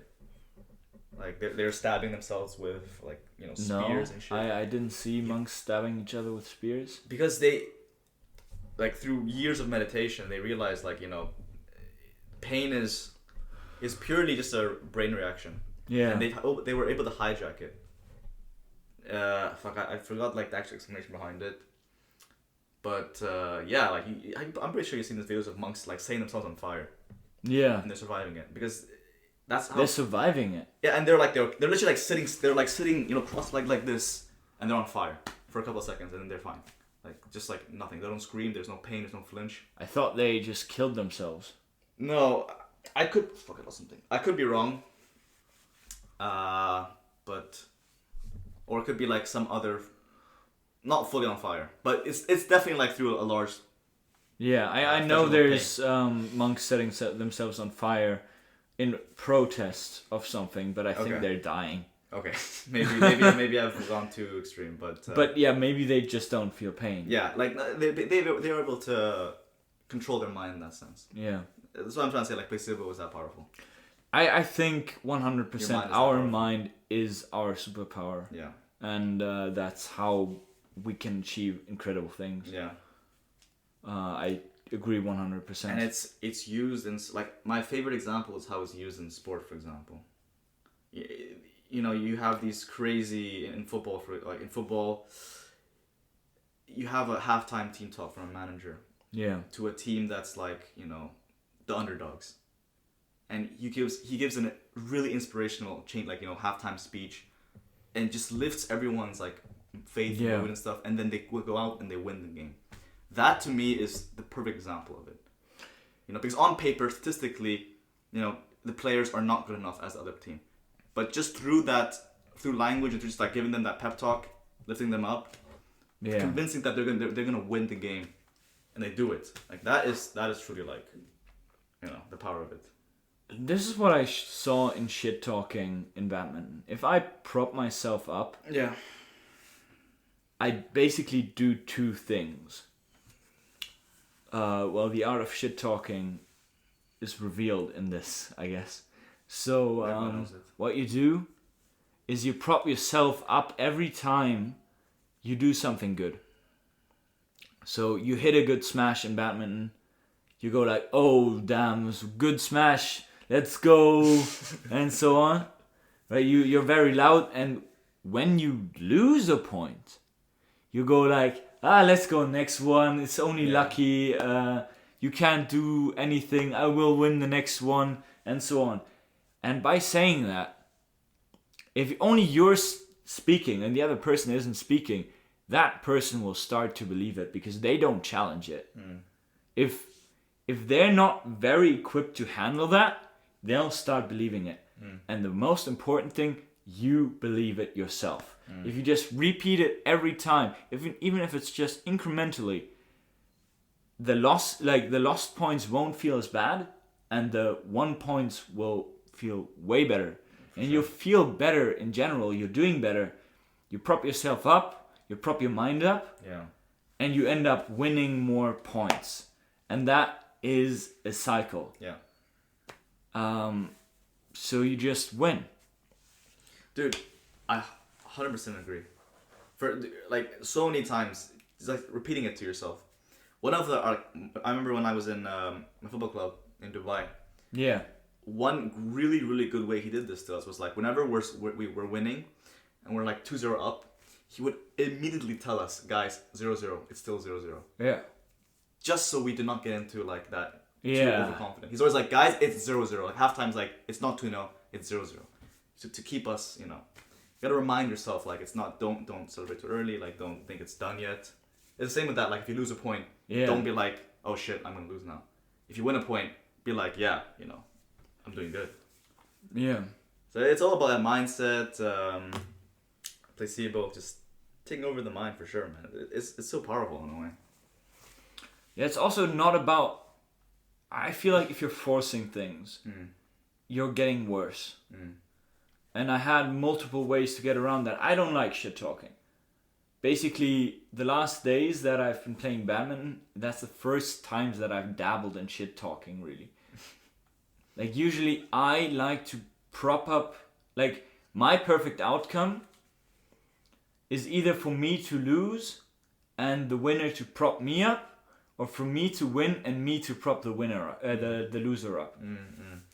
And that's why I like to win, because then I can prop the loser up and go like, let's go, next one, you played well, whatever, not shit talk or anything, because that just feels good. Yeah.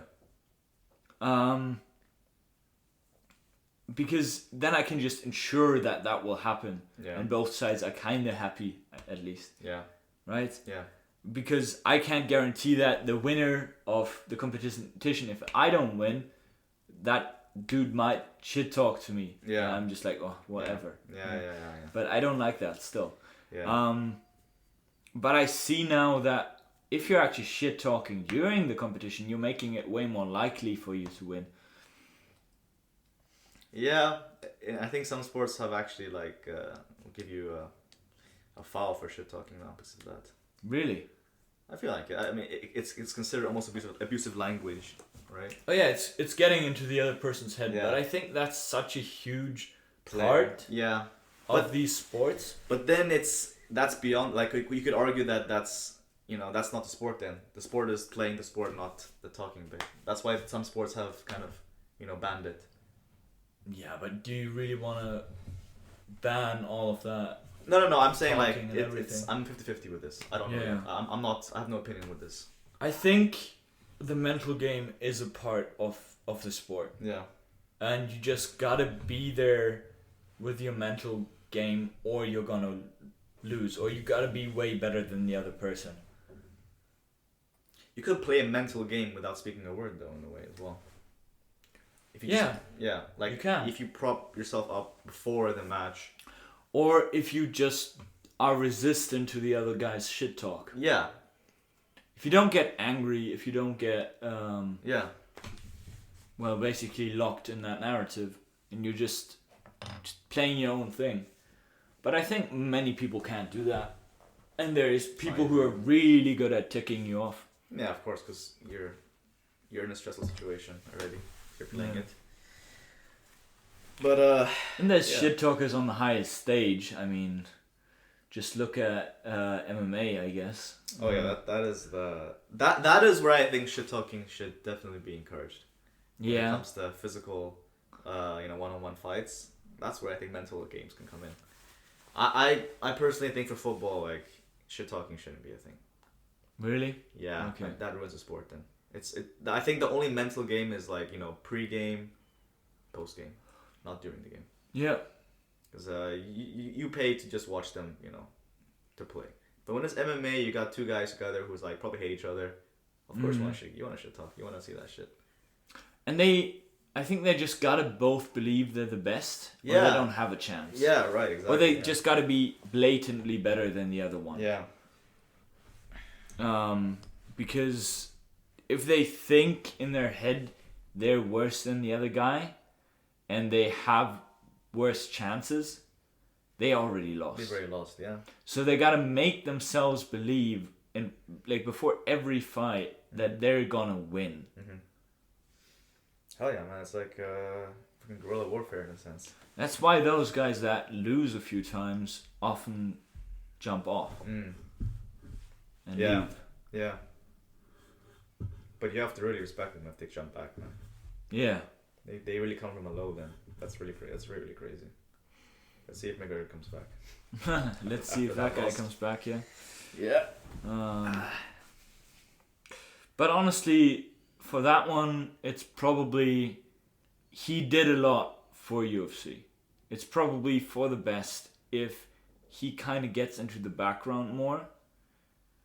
while the whole thing grows. Because if it becomes too much about that one guy, Yeah. it's not good. Yeah. It's about the whole sport. It's Yeah. about everything. And if you're just going, I'm just watching 4 Khabib games. Fights. I'm just watching for Conor McGregor fights. Once that champion's gone, no one's gonna watch anymore. Nobody's gonna watch it anymore. That's true. Because now if you I'm like build a good sport, if you build a good division, people are gonna keep watching. Yeah. They'll just watch it for the fun of it. Yeah. Not because they support that one person. Yeah. Not for sure, man. But it's true because Conor McGregor is what got me into MMA. Yeah. Shit talks. I mean, there's people that told me Khabib got them into MMA. Yeah, I wouldn't be surprised. Fucking beast. He's a beast. And I can understand for all kinds of people. But honestly, Conor McGregor did a lot for the sport. That's why I got into it as well. Yeah. Because he just made a lot of publicity. But now I'm seeing it's so much more than that. Yeah. And there's so many other really interesting fighters. And yeah, why not give it another chance? Even though Conor McGregor lost, that's just it. Yeah. He's just the default guy you're rooting for, and later you're gonna pick other people. Yeah. You're gonna actually start watching more, and you're gonna. Who are you rooting for now more? I don't know. I really want to see John Jones and Israel Adesanya fight. Yeah. But John Jones, I think, moved up to heavyweight now. Oh yeah. Yeah. I don't know. I really want to see that though. Yeah. I want to see Jorge Masvidal. Oh man, I fucking love the guy. Yeah. Wait, why haven't he been fighting recently? Well, he fought Kamaru Usman for the title. And he won, right? He lost. He lost. But by decision. Okay. So the guy apparently, I don't want to talk for either side here. Kamaru won. So props to that guy. Yeah. But apparently he uses wrestling and stuff to just pin Jorge and kind of win a little bit dirty, basically. Not let him do his thing, but I mean that's what you're supposed to do. That's a strategy, of course, yeah. That's the thing. Also, Jorge Masvidal kind of accepted the fight on 6 days' notice. Right, yeah, this is the one with the COVID thing, because the guy got COVID, right? The other I don't think so. Wasn't it something to do with... Or the other opponent got COVID. Maybe, Yeah, that's maybe. Why you couldn't Yeah. make it. Yeah, that's how I got into Masvidal. I was like... Yeah. And he had to cut down his weight really quickly. Yeah. Like, had 6 days to prepare for the fight. Yeah. Obviously, that's pretty fucked. And Masvidal then he just wasn't himself. Right. And the guy's a beast. I've seen a lot of his fights. Yeah, he's a beast. He's a perfect example. Like, dude, mid-game, he's like smiling at the opponent and laughing and saying shit. Like, what the fuck? He got punched, he's like smiling. I think that's the perfect example of just that head game. Yeah.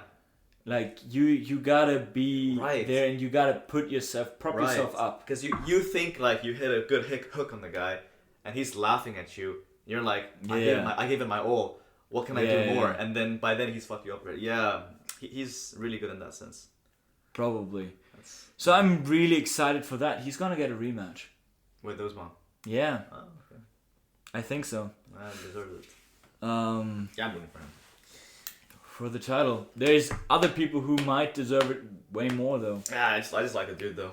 Yeah, I do as well. Dude, if there was one guy that I was really rooting for, it would be that guy. Yeah, Masvidal is good. And the fucking his knockout is just insane. And I mean, I gotta say, I like strikers more than wrestlers. Yeah. I just gotta say, it's way more interesting. For the average you're viewer. just rooting for the guy. If you're a wrestler, you might be rooting for the wrestler. Yeah, for sure. But I don't know, because it's so much more interesting to see them fight. Yeah. You gotta ask a wrestler then. The only way is to ask a wrestler. Probably. Another one. Yeah. Because I always say like, they probably pay attention to the moves and they know exactly what's going on. So obviously for them it's like very interesting. But I appreciate there being that possibility of them taking each other down and all of that. Yeah. If there was, like, I think that's better than boxing where you, only have punching. That's getting kind of boring. Yeah. But because you want the ultimate fighter, so he's able to strike and go down. Yeah. And also it forces all the fighters to learn the other art. Yeah. To stay into the game. So it's a... Dude, and they just go crazy. There's something, I think, again, primal about watching people fight. Yeah. It's just... It's just modern gladiator matches. It gives joy to our monkey brains. Yeah. Watching our fellow monkeys fight each other. In a controlled manner. So true, yeah. Just watching monkey fight monkey. Yeah. And this is not a racist remark, by the way. No, we're all monkeys, come on. We're all monkeys. We're all monkeys. No matter our skin color, we're all monkeys. Yeah, we're deep down, in the inside, just a bunch of apes. Fuck's sake. I mean, it's true though. I think that's like what you can kind of get from this episode of the podcast. If I had to summarize it, we're still monkeys. Yeah. We have monkey brains, we have monkey attitudes, and we gotta kind of hack that and get over that. Yeah. And yeah, to kind of control ourselves, because yeah, monkeys do not make a good society. No, they don't, man. That's why we gotta educate ourselves. Yeah. That's why education and being kind of enlightened in your mind is so freaking important. Because otherwise, you just have monkeys. Yeah. Fucking each other up. Yeah, honestly, that's what separates us. Us will be monkeys, bro. I guess our education, kind of us being able to hold that side back. Yeah. But still, individually, you can gain a lot of advantages from understanding that monkey side. Yeah. And using monkey ways to heighten your status in society. Yeah. Yeah, no, that's true. It's so fucking true. So you gotta out-monkey everyone. Be the biggest monkey. Dude, I remember in elementary, we had in break time, we had those monkey bars. Yeah. And I would just kill on that shit, man. That was my way of showing dominance when I was 6 years old. It's just I am the ultimate monkey, just going on. No, I remember this. That's how I got these. Not from the gym, Yeah. That's from monkey bars, bro. You got them as well? It's coming. Oh, you got them. Yeah. It's from the gym though. But for me, my whole life, I have these. Yeah, I'm still doing the monkey bars. Yeah, exactly. Is that my way of showing dominance? Couldn't be. Yeah, I'm apparently retired from those days. Yeah. I'm retired, man. Retired alpha monkey. Yeah. Not beta yet, man. Oh man. The Yeah, silverback. Huh? The silverback. Silverback. I'm a baboon. The baboon. The baboon. What kind of monkey would I be? Fuck, good question. I would say orangutan. Orangutan? Yeah. Really? Or a gorilla. Gorilla? No, I would say orangutan actually. Actually? I don't know, or a hybrid between a gorilla and an orangutan. Really? Okay. Because you have the intelligence of an orangutan, but the physical. And I'm physical very humbled. The physical presence of a gorilla. Oh, dude, the best of both worlds. Yeah, no. Thank you. Of course, this is my professional opinion. Coming from a monkey, And you're the baboon. I'm the baboon because I do. Fuck Because I got a giant ass. Is that what you're trying to say? Because I'm humble, bro. Thank you, man. I'm glad you noticed my squats. You do have a nice ass, though. You're the baboon. I'm so glad you noticed my. Let's fucking go, the baboon. Oh my god. No, bro, I've had people tell me I'm a gibbon.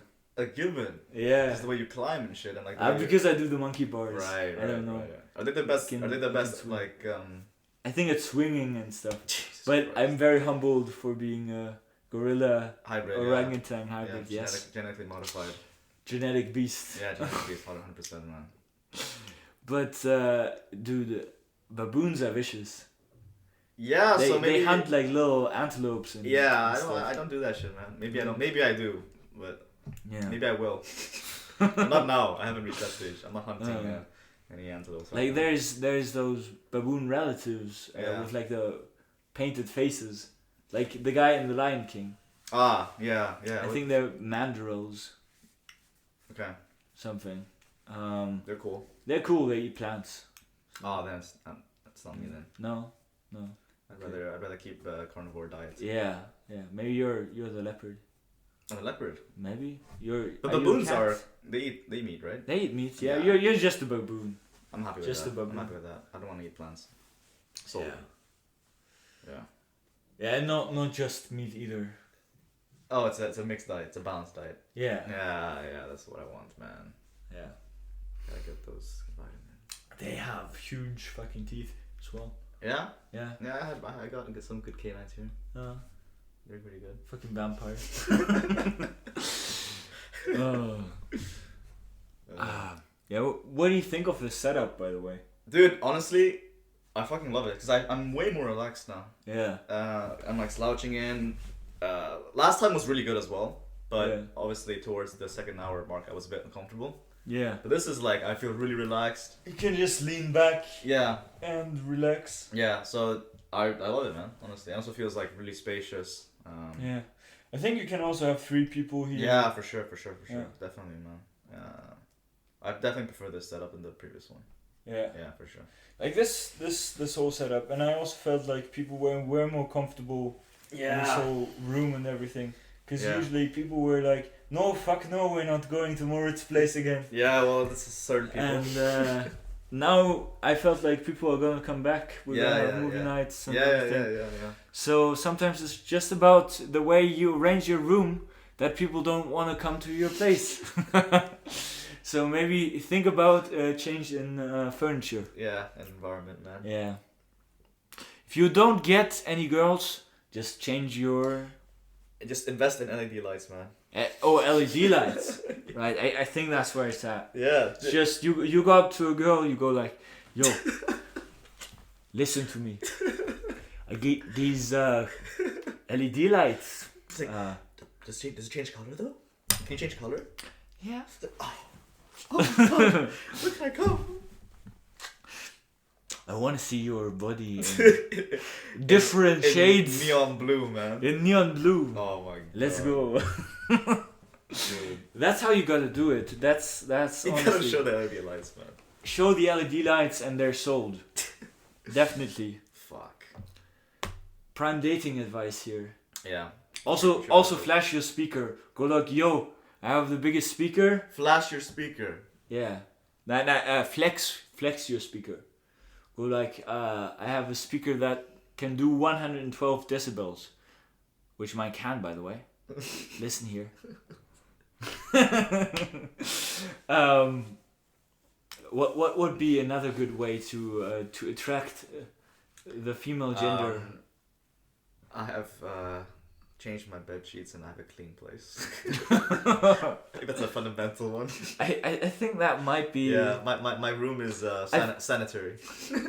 Listen here. I have showered within the last 24 hours. Yeah, I think that one really helps. You think that helps? I think that helps a lot. I think even 8 hours will be even better. Higher 8 hours, chances. yeah. The smaller the hour frame, the higher the chance. Yeah. Ultimate one. Do you want to come shower with me? Then we'll be both fresh. The thing is, for sure though, I think the most important is the smell of the room. Smell of the If room. it smells horrible but looks great, like, just forget it, man. You gotta make sure it smells good. It's not a dig It's at fine. It's not a dig at you, bro. I'm not saying anything. Okay. About your room. Your room smells like LED lights. Yeah, we'll just leave it at that. I mean, we did party in here yesterday, So there's certain smells that come with that. Big yikes. yeah, big yikes, man. But yeah, our tips to attract the opposite gender as a man. So good Mention lights. your LED lights, flex your speaker, Shower shower yourself, yourself. and don't have a party the night before. Yeah. Or if you do, clean up. Yeah. Oh yeah, actually. Also chloroform. Secret tip, my guys. Chloroform helps, but it might get you repercussions later. Yeah, but that's worry for. But yeah, don't worry about tomorrow today. Oh no! You're the best pickup line, right? What? Is this rags my chloroform to you? Best pickup line works 100% of the time. Oh my god. According to Bill Cosby. Oh shit, dude. Oh my god. But like, this is the thing. We can joke about these things, but still, if I knew somebody that raped somebody that I knew, that I cared about, I'd beat the fuck out of that person. For sure, man. For sure. Yeah, it's. I think that's what many people don't get. Yeah. They go like, rape jokes, blah blah blah. And this is not rape jokes. This is like, this doesn't mean we would do this. This means we think it's fucked up. Yeah, no, for sure. Like, that's why we make these jokes. Yeah. It's not like. To highlight how fucked up this is. Yeah, that's how comedy can work in a way. Yeah. But it doesn't mean we would actually do this. It still means if I meet somebody that does this kind of shit, I'll be weirded out by that person. And if it's a person that I know that got raped by that person, I'd beat the fuck out of that person. I've never really hit someone. But I know for sure I would beat the fuck out of that person. Yeah. I think that's also how we're wired as primates. Well, for sure, yeah. We take care of our own. Yeah. And I think we're also very wired to, deal punishment to those people who did wrong to those people that we know. Those people even need to be protected by the justice system today, because otherwise, a father whose daughter has been raped or something, he would kill that guy. Yeah. That's the other side of our primate instincts. Yeah, that's the thing as well. It's also like a kind of a flaw, you could say. I don't know. I don't know if it's a flaw to be that angry. No, but it's like a natural reaction. I think it's a natural reaction. I think there's certain things that need to be kind of suppressed for today's society, for it to work. Yeah, for sure. Yeah. So you need like an orderly conduct of everything. You can't have vigilantes running around beating up people. It just doesn't work. A citizen's arrest. I mean, that's possible. Yeah, but it's just it's funny. You're under citizen's arrest. Oh, God. Citizen's arrest. You know, yeah. They're just jokes to me now when I see them. Are there people that run around and play? I've just seen videos of some old guys like you're under citizen's arrest. You cannot move. Like I'm restraining you now. Okay. For like the stupidest things ever. It's like some guy probably cut them off in the traffic, and it's like I'm putting you a citizen's arrest. Road rage. Yeah, it's another way of road rage, you could say. But I've never personally seen one, thank God. No.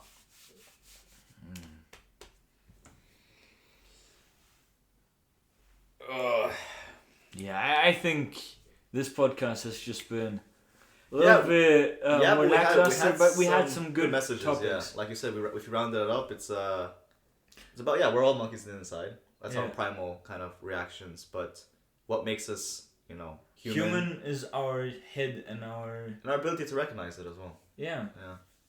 And I think also our ability to use our heads to really motivate ourselves. Yeah. Because we talked about like sport, politics, we talked about technology, and that's like, you can always trace it back to the root, our primal desires, with how our society runs, I think, also to sum it up, you can gain a lot from understanding how the monkey part of our brains works. Yeah. But that's only gonna do you so well with people who work like monkeys. Yep. And what we should aspire to be is very educated, which actually removes us from that state, which gets us away from that state. And I think the way to get out of this is to get everybody educated and everybody kind of thinking for themselves. Yeah. So yeah. Yeah, for sure. Don't return to monkey? At certain times. At certain times. Yeah. At certain times it's good to return to monkey. Come on, yeah. When you're partying. Yeah, get to your roots, man. I think honestly that's what getting drunk is. Yeah, of course. Yeah. Like you're just in a controlled environment, like a club or whatever. You're shutting off your prefrontal cortex. Yeah. Which is basically what is our human, Yeah. our PFC. You're drunk, high, I don't know, tripping. It's like kind of shut down, and then you're more of your. So you're returning to the monkey stage. I it's think one way of saying it. It's not entirely exactly. Yeah, mostly when you're drunk. When you're drunk, Yeah. I think. Yeah. You just return to your primal instincts. That's why you get more confidence. Yeah. You don't think about the consequences as much. Yeah. And you'll just go, and also your mating instincts Yeah, are heightened. your desires, and that's why you shouldn't drive because monkeys can't drive. Yeah. Moral of the story: don't drink and drive because it brings you back to your monkey state. And when was the last time you saw a monkey drive? That's what they should advertise. Yeah. But I actually saw a video of a monkey driving a motorcycle. Have you seen that? I have not. Oh my god, it's the best video. I mean, I'm sure they can. Yeah. Our camera is basically shut off. Is that a battery? Is Yeah. that? Oh shit, man. But it's fine. Yeah. I'll just put the wool right. We'll be right back. Yeah, I'll put the Joe Rogan photo. Yeah. So Oh. I fucking died at that one. I saw. Really? Yeah. The thing is, like, I was talking about my mushroom trip, and then you just see a photo of Joe Rogan on the fucking Riding unicorn. yeah. It was like the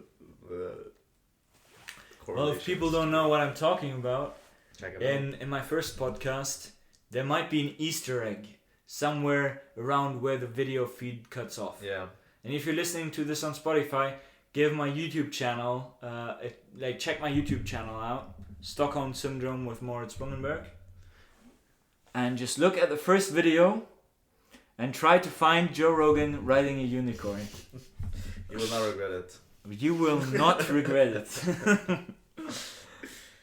Anyways, I think this has been a really nice podcast. Yeah, honestly. I think it's been a little bit more lackluster, a little bit more... Like, we don't know the stuff we're talking about as much. Nah, but that's We're just speculating, we're just we're bullshitting. Yeah. It's all fun. Yeah. But you get some good points from it as well. But I learned yeah. some shit as well today. I learned some new stuff. For sure. Definitely. Yeah, I did as well. Yeah. Apparently, I'm a gorilla... Orangutan. gorilla orangutan hybrid. Yeah. Not as hairy, though. Ah. I can promise, ladies. What? Oh well. Good podcast. Yeah, because Let's man. go. Alright, signing out. Signing out. Yeah. Goodbye. Goodbye. The camera's off. Oh yeah, actually. We're saying goodbye to an off camera. All right.